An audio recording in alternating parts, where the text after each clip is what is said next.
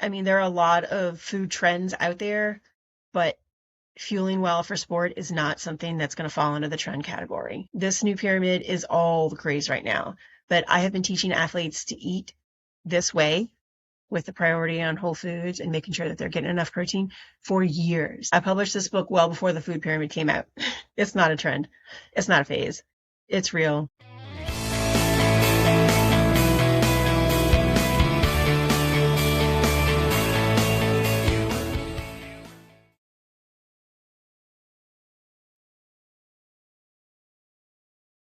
If you've been seeing headlines about the new food pyramid, you are not alone. It's getting a lot of attention lately, especially for its focus on whole foods, protein, and moving away from ultra processed convenience foods. And honestly, when I saw this pyramid, when I saw that it came out, my first thought was, yes, this is exactly what I've been teaching for years, right? This is exactly what I put in my book, The New Teenage Athlete's Nutrition Journal. Because here's the thing, that this is not new. None of this information is new, but we're finally seeing it put out there on a larger platform. So here's the thing though, the new food pyramid, it gives us guidelines, but teen athletes don't just need guidelines, right? They need daily structure, they need timing, they need help figuring out how to eat on real school days, real practice days, real tournament or competition weekends. So today, we're breaking down what the new food pyramid gets right, why protein is important, but also why it's not the whole story, and how teen athletes can turn nutrition knowledge into actual performance fuel. If you're a parent listening to this, I want you to hear this very clearly. You are not expected to be a sports nutrition expert, but your athlete does need structure, and that's where you really matter. So stop chasing the trends, start providing predictable food structure at home, think patterns, not perfection. So let's get going here on this. The good news is that the new food pyramid gets a lot right. It emphasizes three major things. First, real food, right? Real food first. Always go for the real food, not the food that comes in a box as your primary portion of your meal, part of your meal. Second, protein matters and the quality of that protein matters. That protein is having a moment right now, and there are some pitfalls to that, which we can discuss, but it does matter. So that's the point here. Less reliance on ultra processed foods, which is kind of where that pitfall of protein comes into play, because we're starting to see a lot of foods that are having added protein, but it's not a natural, so like it's not naturally that way, or there's other additives to the protein that can cause a bunch of issues. It's a rabbit hole we can go down one day. It's super interesting and it's very important. So that's kind of one of the things with this new food pyramid, is that we're putting in making a big emphasis on protein. And then as a response, the food industry is starting to make a lot of foods with added protein, but they may not be making those foods clean. You know what I mean? Or maybe it's not the highest quality of protein. So just because something says it has a lot of protein in it isn't going to make it a healthy food or have it fall into one of these food categories. So little side note on that, on the protein and the ultra processed foods. So the thing though, these three main points that are on the new food pyramid: real food, protein quality, and less reliance on ultra processed foods, those align really, really well with the Nutrition Foundation section of my book, The Teenage Athlete's Nutrition Journal. That section of the journal really focuses on hydration, understanding the macros, the macronutrients, which are your protein, your carbs, and your fats, what each one of them are, what each one brings to the table, the role each one of them plays, why they're all important, not just protein. And then, of course, reading food labels, which is also important when it comes to looking at ultra processed foods and the amount of protein that we're eating. So those fall right into those categories in the book, relate directly to what we're seeing come out now as a result of having our new food pyramid. The other thing that you see underlining the entire Nutrition Foundation section of the journal is understanding why food quality actually impacts your energy, your recovery, and your health. So this is not about food restriction. That's very, very important. I am not about food restriction at all. I'm about supportive fueling that helps your teen girl athletes train harder, recover faster, stay healthier. Parents, hear me on this one.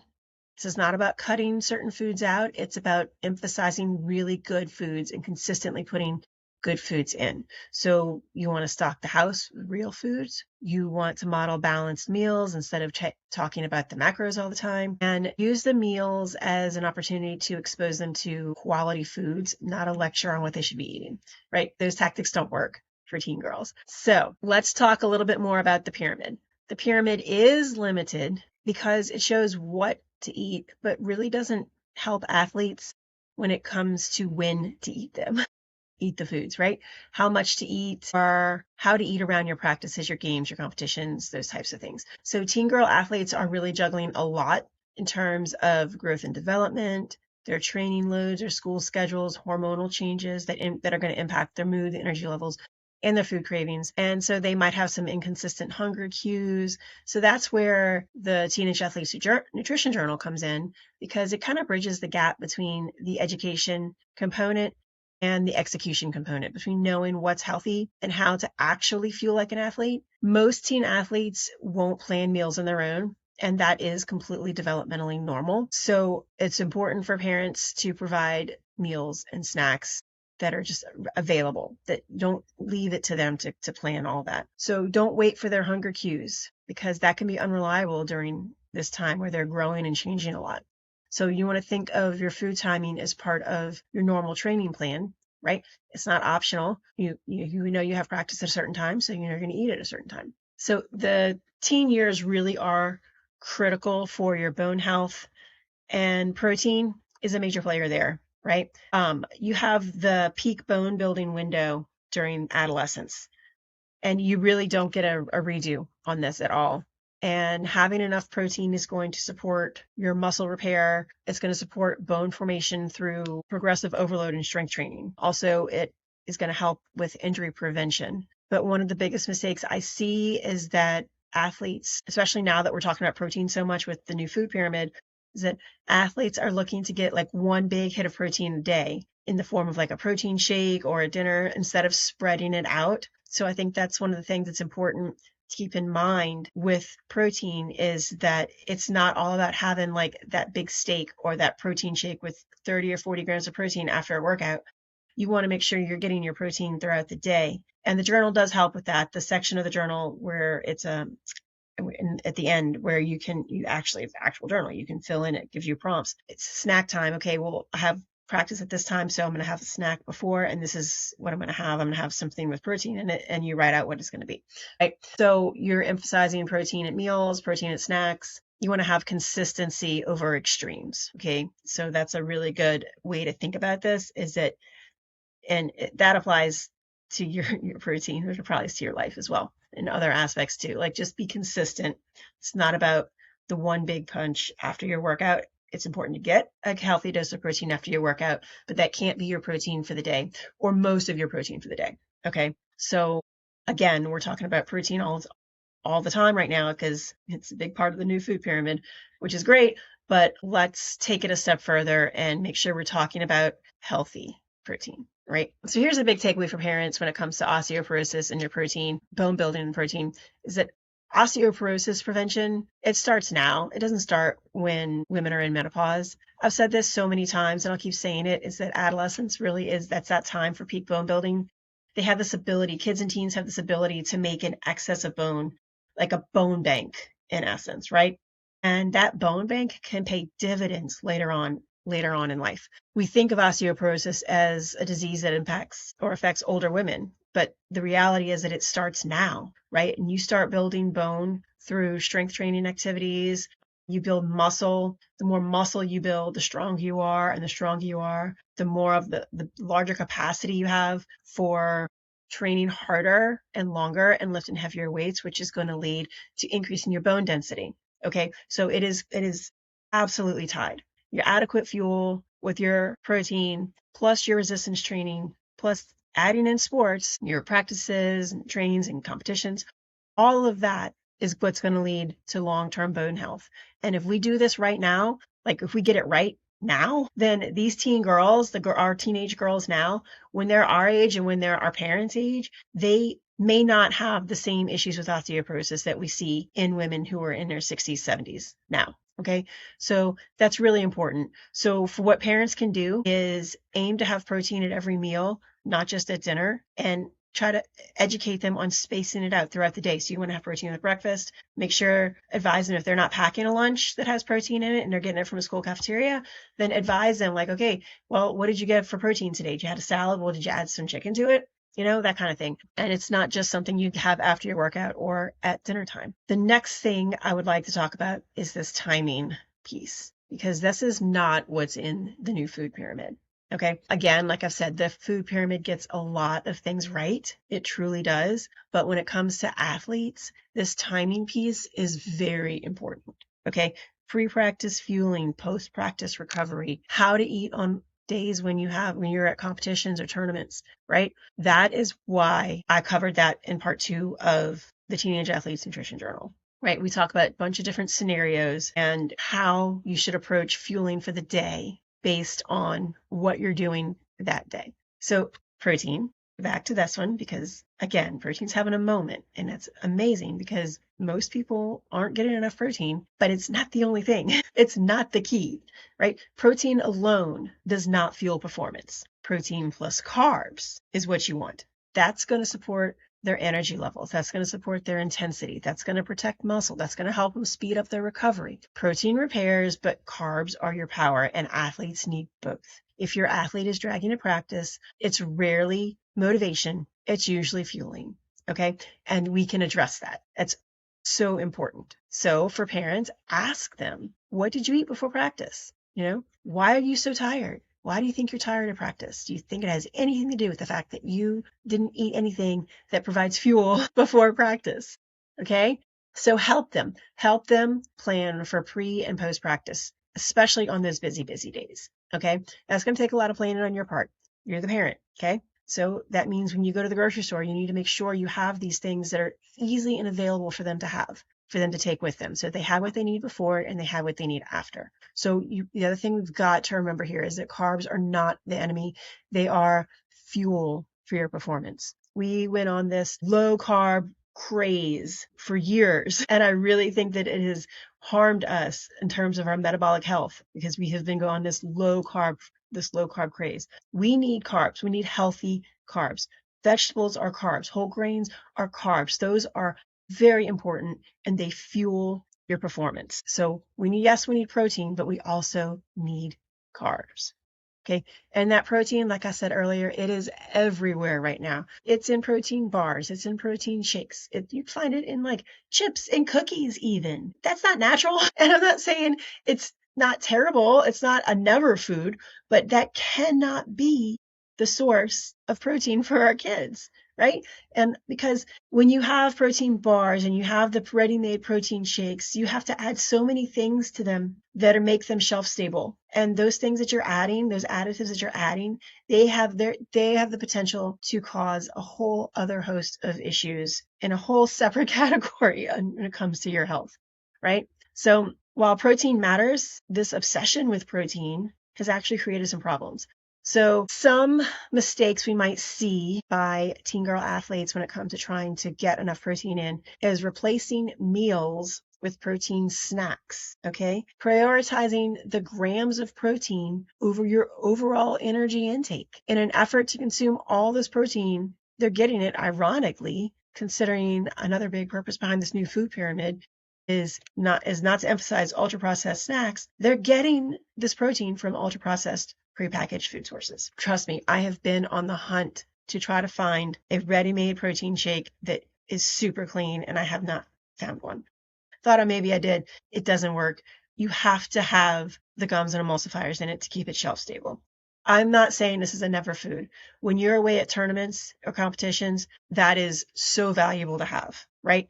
But it cannot be the thing you have every day after practice. It's so much easier to find a clean protein powder than it is to find a clean protein ready-made shake. So my advice is find the clean protein powder, put a scoop into a shaker bottle, and after practice, add water. Like that's it. Is it as easy as unscrewing the top? No. Is it a cleaner, healthier option? Yes. Is it hard? to add water to your shaker bottle and shake it? No. Okay. So there are little things like that that we can do. And I think that's really important when it comes to this protein craze. Again, like I said, we are seeing protein cookies and protein chips. Those aren't never foods, but they can't be always foods either. Okay, that can't be your protein source. It's like, oh, I ate 4 bags of protein chips today, so I got enough protein. No, no, no. That's not what we really can't trend in that direction. So the Teenage Athletes Nutrition Journal also is going to help, I hope, hopefully, help athletes shift away from this protein only thinking and more towards balanced meals because of the prompts that are in the journal. I tried really hard to make the journal prompt your teen athletes to eat food that's going to actually support their training demands. Okay. More protein products don't automatically mean better food. So let's stop replacing our meals with bars and shakes. Use those snacks as bridges, not meal replacements, even in the morning. So even if a protein shake is breakfast 3 mornings out of the week, that's not bad. But you know what you can do? You can add frozen fruit to it. You can add a scoop of chia seeds to it. You can add a scoop of peanut butter to it. And now you're adding real food to the breakfast and you're still getting the protein. So that's something you can do here with that as well.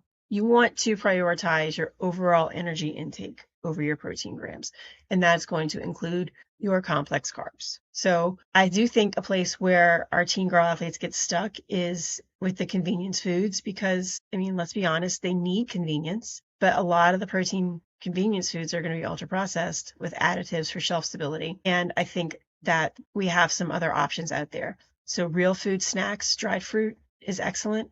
Real, like fruit that's not dried, grapes, mandarin oranges, those pack pretty easily. Those are real food snacks. Beef jerky is another great real food snack. So I'm not saying you can't have the other things, but make sure you have these too. Intentional carbs and protein combinations, peanut butter and apples, cheese and fruit, hummus with vegetables, those types of things. They're great combinations that are going to give you the carbs and the protein that you need. And they are not overly processed or filled with a lot of unnecessary additives. So the bottom line is that convenience doesn't have to mean low quality. It is necessary. So make the effort to get some higher quality grab and go options. Okay. Pair your protein with your carbs intentionally. Read your labels and then show your teen or teenager why you chose them based on what you read on the labels so that they can learn to read the labels as well. One of my favorite parts of the journal and why I really wanted it is part 3, which is the prompts. And it's going to guide the athlete through her day based on what to eat and when, depending on what her schedule is for the day. If she has practice in the morning, then here's a great way to recover and then eat the rest of the day. If she has practice right after school, here's what you should do during the day, have practice, and then what you can do after. If you have practice in the evening, is what you do during the day. And then so you're ready for practice and not starving or feel like you have a lead balloon in your stomach because you just ate dinner, scarfed down dinner before your practice. I also made sure to include questions that encourage her to do almost like a self-audit of how her body feels. How did she feel in practice that day? And you can look back at what you ate and maybe make some connections there. So I think that's important too. It causes them to be a little bit more introspective, to look inside and to listen to what her body is telling her. Very, very important. It's going to build body awareness. It's going to build responsibility without an obsession, pattern recognition around performance, and it's going to help teach her how to fuel herself and not rely on someone else forever, because the goal is not control here. It is for her to have competence in this area. So for parents, I think that it's a great idea to kind of shift purposefully around this age when they're teenagers to kind of make a shift from policing food to just guiding, right? And raising awareness. Use it as reflection instead of restriction and let her make some choices on her own and then have her audit how she feels after. So if I had to summarize what I want teenage girl athletes to take away from the new food pyramid, it is that real food, that's your foundation. That's the number one priority. Protein quality. When I say quality, you can take that to the micro level or the macro level. I mean at the macro level here. So kind of like an overall look here. Your protein quality is important. Let's focus on quality over hype when it comes to protein. So you don't want to get all of your protein from protein snacks like and protein chips and cookies and bars and ready-made shakes. So focus on those other sources of protein that are really good for you. Little sandwiches, finger sandwiches, especially if they're whole grain bread, leftovers from dinner. Maybe you had chicken and vegetables last night for dinner, and to have a little bit of that for a snack during the day, that's great. The snacks, like we said, cheese and fruit snack, or peanut butter and apple snack, those types of things. So really make the effort to get your protein, but it doesn't have to be in the convenience food, right, category. I think that looking at the structure of your meal is very important, and the food pyramid does help with that. The new food pyramid helps with that, but it does not help with the timing or the reflection. That's where the journal comes in. So let's say this, pair the new food pyramid with the Teenage Athletes Nutrition Journal, and you're going to be unstoppable, right? Because that timing component is built in as an education piece, but also as a learning tool and a guide. And then the reflection part too, because I want teenage girls to feel comfortable talking about how their bodies feel. That's so important. It is more important than food. It's more important than fuel. That's important for life, right? And if you combine that food pyramid with the journal and the timing piece, the reflection piece, then you really are setting your athlete up for success. So this new food pyramid gives us a lot of direction, and it does give us some clarity in terms of how to choose healthy foods. Teenage athletes need repetition, right? They need structure. They need guidelines on how to apply this food pyramid to their lives and to their food choices. Because, there are a lot of food trends out there, but fueling well for sport is not something that's going to fall into the trend category. This new pyramid is all the craze right now, but I have been teaching athletes to eat this way with the priority on whole foods and making sure that they're getting enough protein for years. I published this book well before the food pyramid came out. It's not a trend.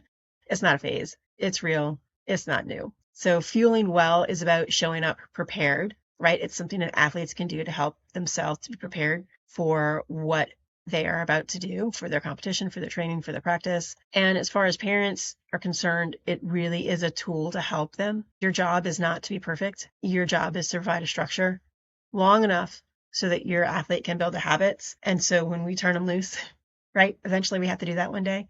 When we have to turn our kids loose, they have habits in place that help them to be successful when they're not under our guidance anymore or under our roof anymore, and they have more independence. So you want to give them the tools, not just advice. We want to support consistency. And remember, those fueling skills that they learn now, they last longer than any sport season out there.